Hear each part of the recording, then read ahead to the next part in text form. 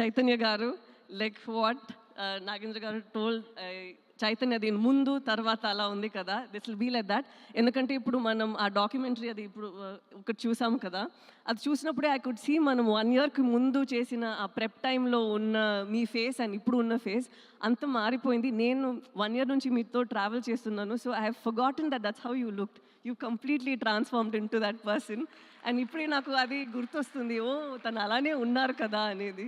So it's so nice to see ఇంత మీరు ఒక ఫిల్మ్కి ఇస్తున్నారు. And I'm not like older in age or experience or anything, but I've seen that ee film lo oka hunger I see in you, and I think from here it's just going to get you addicted to it and want you to do more such roles and author backed roles.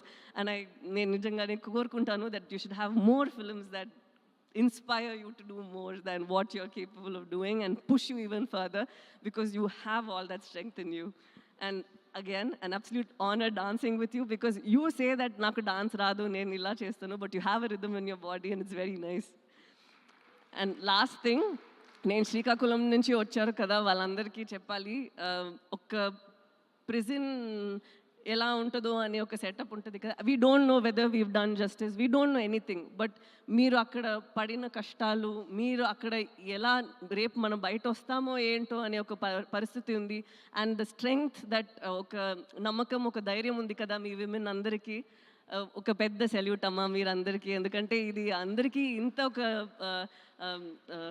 ఆ బలం ఉండదు, but ఇంత చేసి వాళ్ళని అక్కడి నుంచి పట్టుకొని ఇక్కడి వరకు వచ్చారు కదా.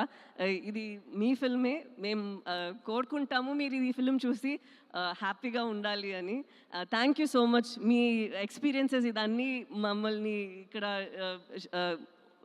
లోకానికి చూపించడానికి పర్మిషన్ ఇచ్చినందుకు. So thank you very much అండి.